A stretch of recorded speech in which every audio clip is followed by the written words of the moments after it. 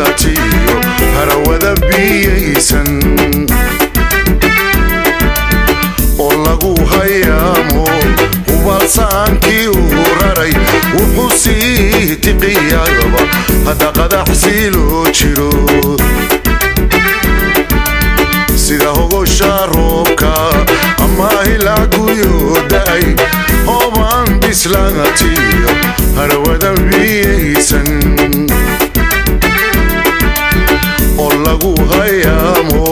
hubalsaankii uu raray wuxuu sii tiqiyaba hadda qadaxsii loo jiro caboonee naftaydan higsi baad ku noqoto adaayilaaye caboonee naftaydan higsi baad ku noqoto adaayilaaye adadiido hadalkayga habeen waxan nasiibkayga halkayga ku sugaya adadiido hadalkayga habeen waxan nasiibkayga halkayga ku sugaya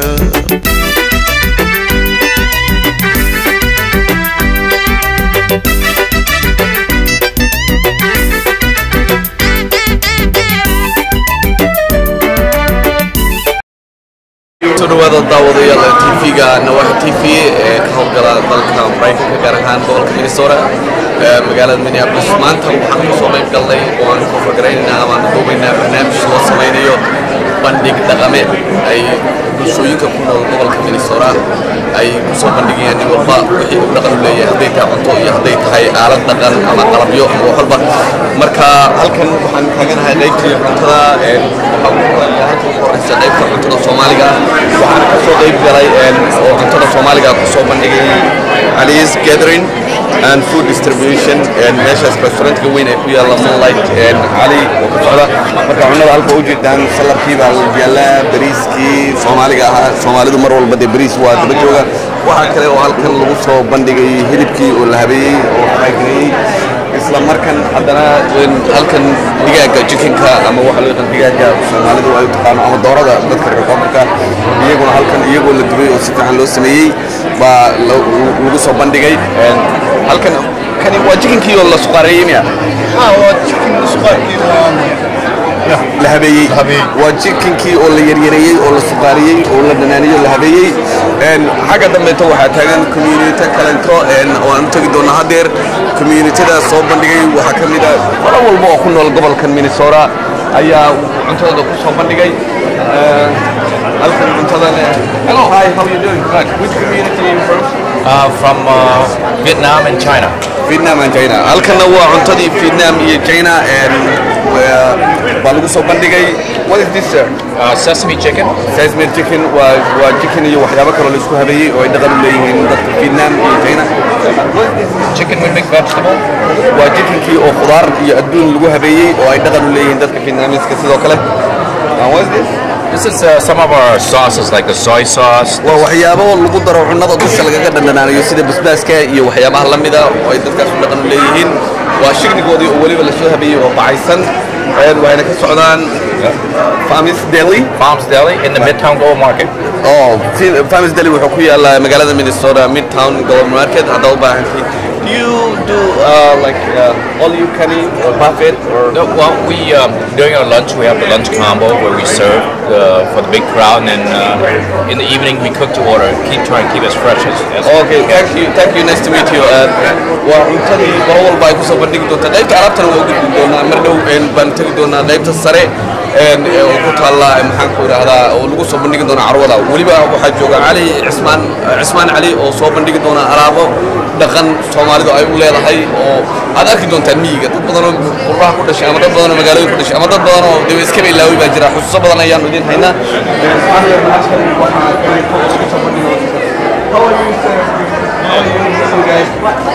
Which community are you from? We're from Mexico. We're serving Mexican food. كان هو مكسيكو بيكي مادين مكسيكو وقبل كل دالك أمريكان كأوادوين مركا community وعنتوين كأي صوب اللي دونا وحكم إذا This is rice, isn't it? Yeah, Mexican rice. Can you rice iyo khudrad iyo adduun la isku habeeyay? And what is this? Tamale, pork tamale. Pork. waa hilibkii doofaarka oo lagu habeeyay pork tamale. Marka dad badan ayaa laga yaabaa doofaarkii oo habaysan. Marka waa kan kule aanu dalban maayo laakiin waa cunto laga yaqaano dalka Mexico. This is sweet, isn't it? No, very spicy. Basbaas baa lagu daray waliba. Marka waa bahal aad loo habeeyay basbaas ku jira. And what is this chips?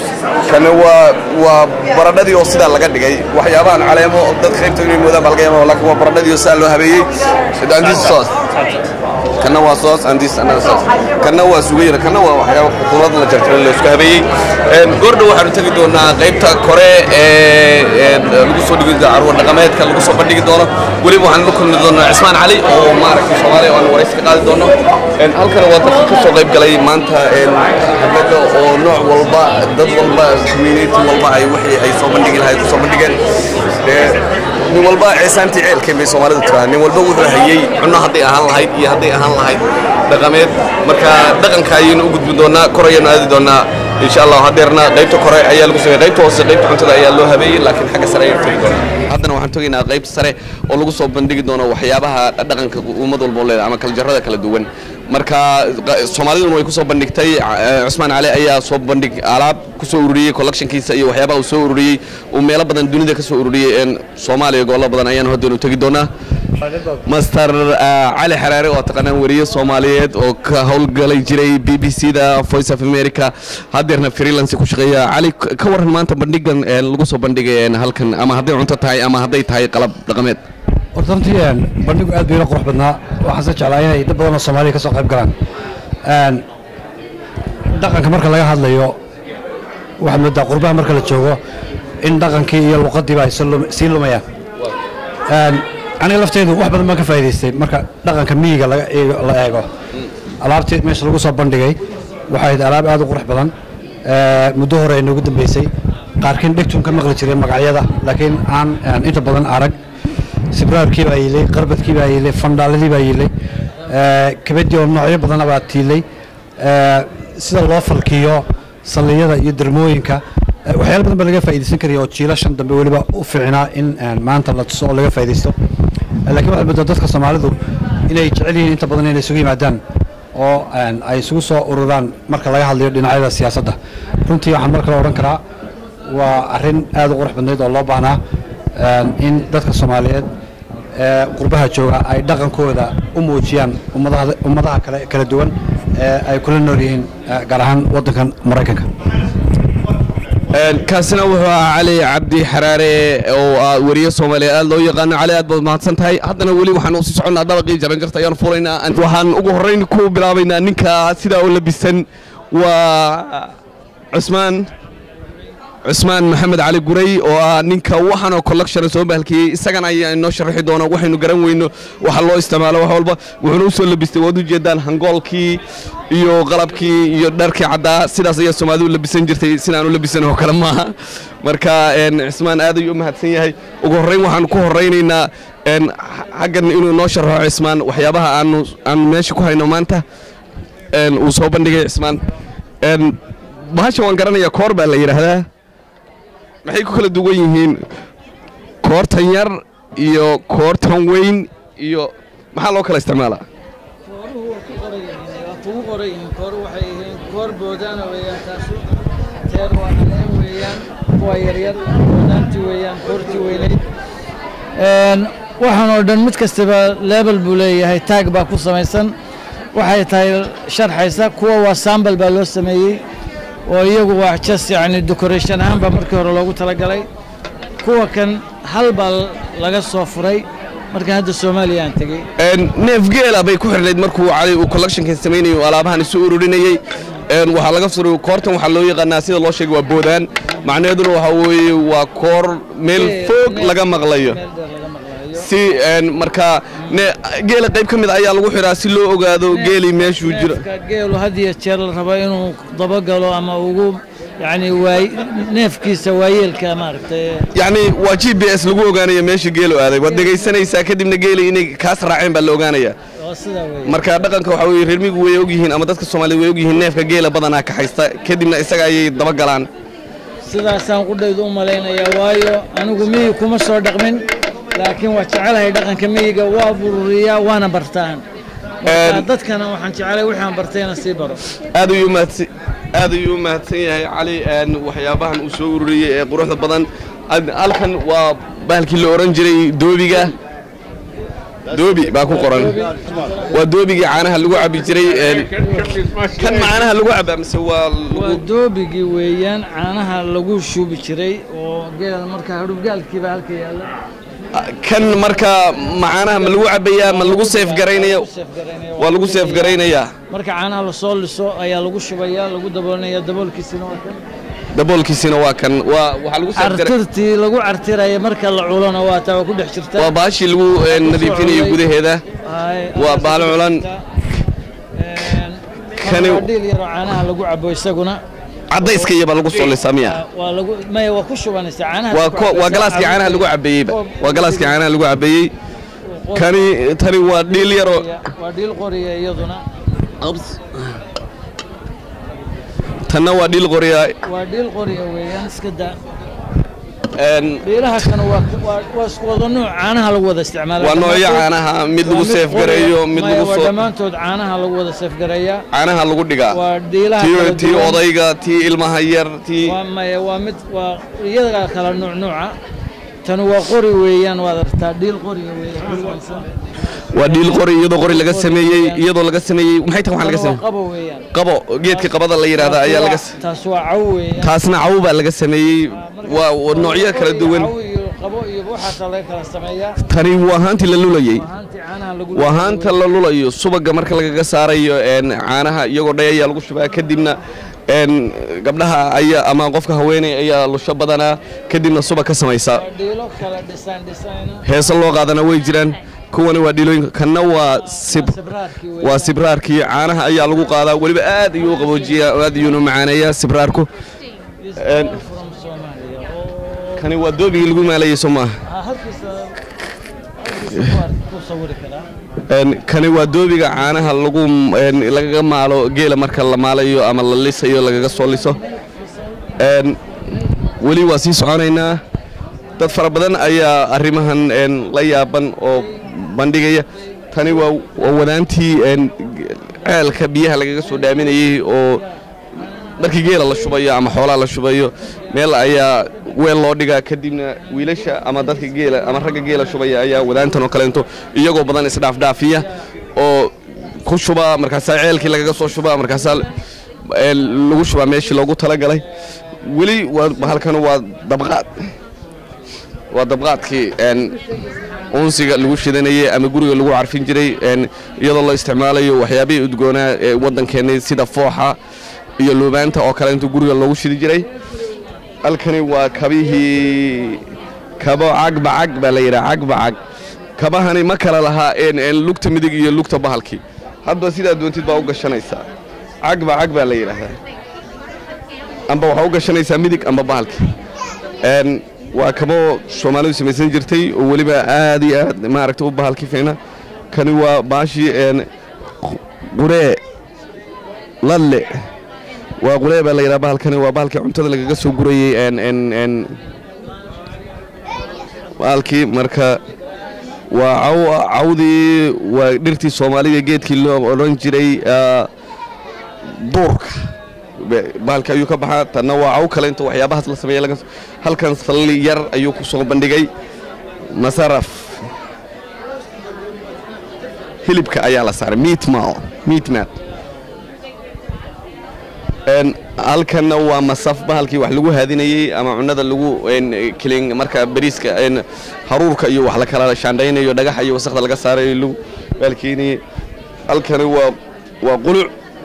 ama bocorka geedka la yiraahdo laga sameeyay marka waxyaabo badan ayaa lagu kaydsadaa sida subaga iyo waxyaabahaas ayaa lagu qaadaa waliba markaad qof gift siinayso inta subaga uu shubtay ayaa la baalkeeya halkana waa xeerada gabdhaha marka la aroosayo dhaqan ahaan loo raacin jiray oo waxyaabo kala duwan ayaa lagu shubaa laakiin badana waxa lagu shubaa sida oodkaca ama muqmadda bahalka loo yiraahdo oo la hagaajiyay oo loo diyaariyay gabadhaas laguna sharfay halkani waa dharkii oo labiskii oo diyaarsan dharkii gooy cadda iyo labadii gooy dhaqanka Soomaaliga u lahayd halkana waa waxyaabihii la shidan jiray sidii fooxii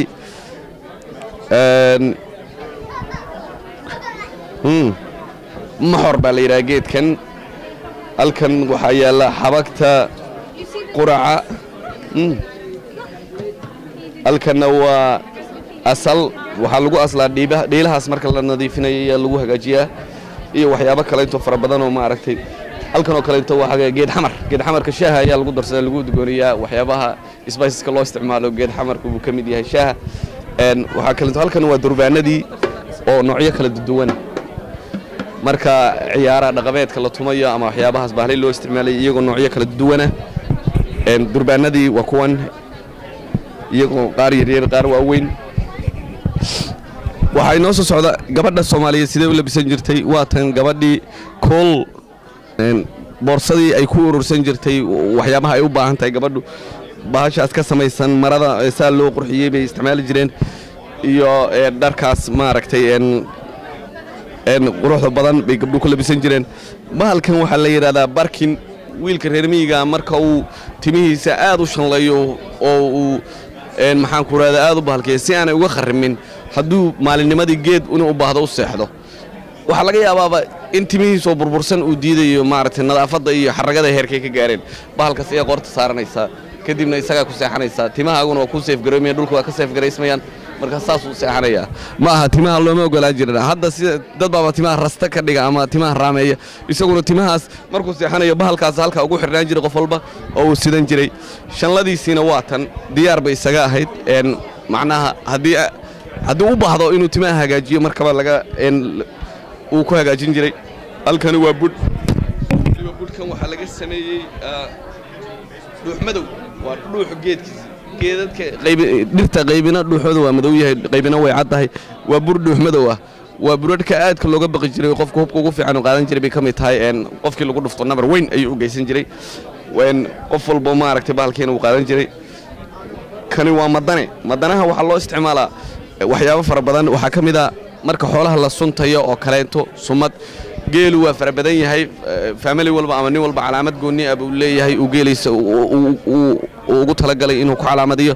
marka bahalkan baad maalintii intii dhalatay oo dhan intii waaweynado suntaneed ma intii dhalatay maalin baa jira reerka la yiraahdo maalinta waa suntanayna dabka la gelinaya markaas lagu wada suntaa halkana waa bakoorad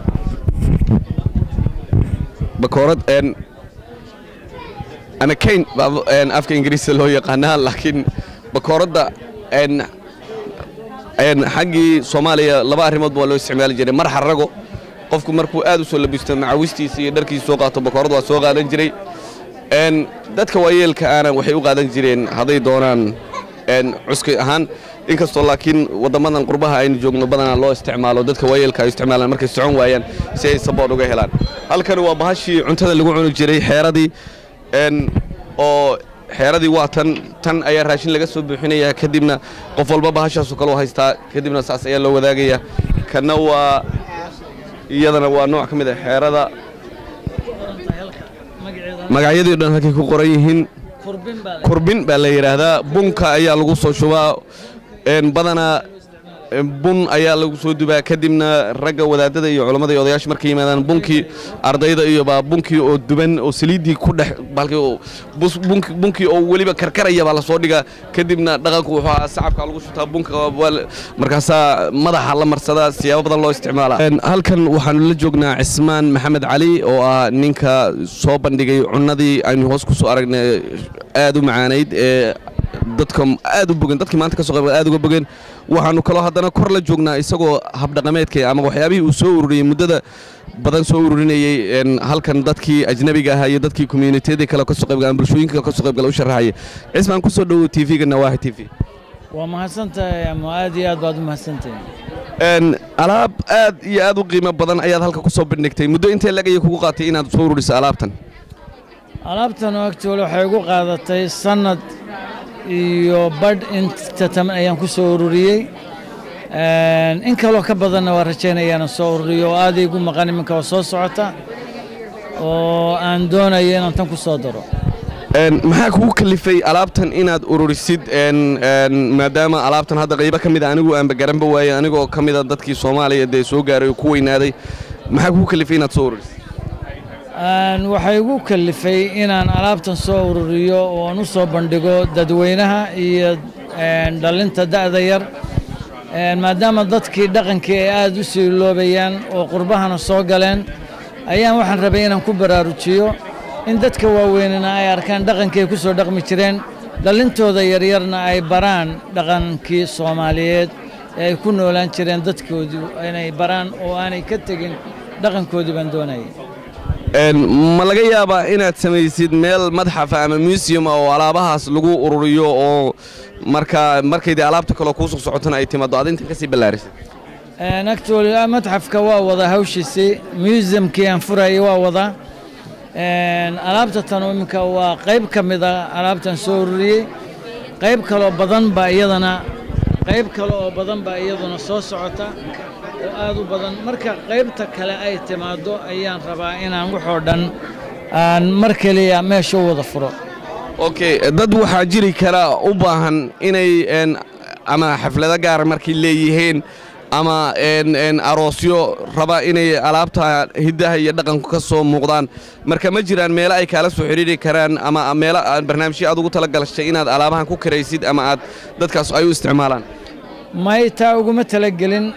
waxaan ugu talagalay in ay dadku meel loo dhigo alaabta ay ku daawadaan oo kaliya iskuulo fara badan baa soo codsaday in loo soo bandhigo ciyaalada iskuulka ay ku daawadaan asaate alaabta guristeeda iyo dhigdhigeeda iyo rarkeeda ayaa hawl noqday oo inay daamaj garoobaanna uga baqnay sidaa daraaddeed bay nagu kaliftay inaan markaa aan meel u furo lagu daawado oo dadku ugu daawasho yimaadaan sida maanta oo kale oo dawladda hoose ee Minneapolis ay soo codsatay in alaabta loogu soo bandhigo shirkan ballaadhan ee lagu qabanayay magaalada Minneapolis kaasina wuxuu ahaa Cismaan Maxamed Cali oo Soomaalida u qaabilsanaa soo bandhigida cuntada iyo alaabtan qiimaha iyo qaayaha badan ee dhaqameedka ku soo bandhigay waliba alaabtii ugu badnayd oo community far badan ayaa ka soo qayb galay halkan laakiin alaabtii ugu badnayd ee lagu soo bandhigay meeshan waxay ahayd alaabta Soomaalida iyo cunadii ugu wacnayd oo meesha lagu soo bandhigay aad ayuu mahadsan yahay waa anigoo Cabdirasaaq Ali Boos Nawaahi TV Minnesota Minneapolis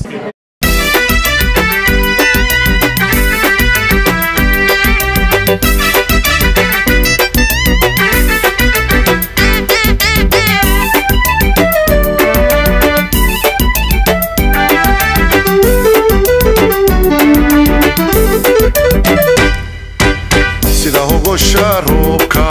ama hilaagu yooday hoobaan bislaagatiyo harawada biyaysan oo lagu hayaamo hubalsaankii uu raray wuxuu sii tiqiyagaba hadda qadaxsii loo jiro sida hogosha roobka ama hilaagu yooday hoobaan bislaagatiyo harawada biyaysan oo lagu hayaamo hubalsaankii uu raray wuxuu sii tiqiyagaba hadda qadaxsii loo jiro abboonee naftaydan higsi baad ku noqoto adaayilaaye abboonee naftaydan higsi baad ku noqoto adaayilaaye adadiido hadalkayga habeen waxan nasiibkayga halkayga ku sugaya adadiido hadalkayga habeen waxan nasiibkayga halkayga ku sugaya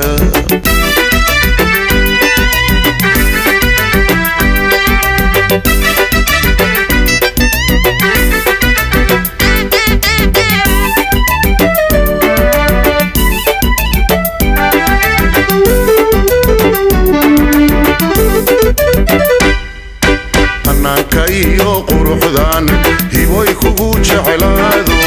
hablahaadu sida taga haybadiyo asluubtii lahamiyey dartaayo habeen socod kuwaasho waxaan iga daagabad hawada sariirti hanaanka iyo quruxdaan hiboy kugu jeclaado hablahaadu sida tag haybadiyo asluubti lahamiyey dartaayo habeen socod kuwaasho waxaan iga daagabad hawada sariirti waxaa hiilay noqolaa halistiyo dhibtaan qabo adoo iga hor joogsada waxaa hiilay noqolaa halistiyo dhibtaan qabo adoo iga hor joogsada haddaad diido hadalkayga habeen wacan nasiibkayga halkayga ku sugaya haddaad diido hadalkayga habeen wacan nasiibkayga halkayga ku sugaya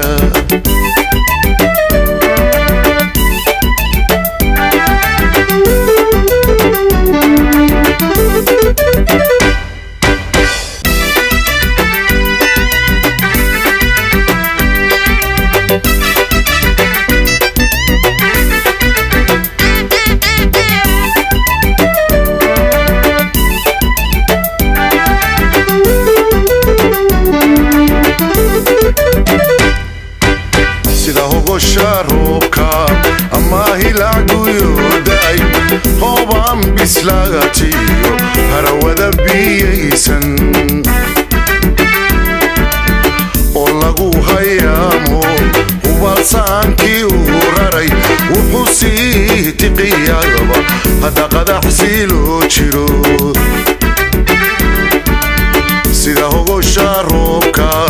ama hilacguyooday hoobaan bislaagatiyo harawada biyaysan oo lagu hayaamo hubalsaankii uu raray wuxuu sii tiqiyagaba hadda qadaxsii loo jiro cabboonee naftaydan higsi baad ku noqoto adaayilaaye cabboonee naftaydan higsi baad ku noqoto adaayilaaye haddaad diido hadalkayga habeen wacan nasiibkayga halkayga ku sugaya haddaad diido hadalkayga habeen wacan nasiibkayga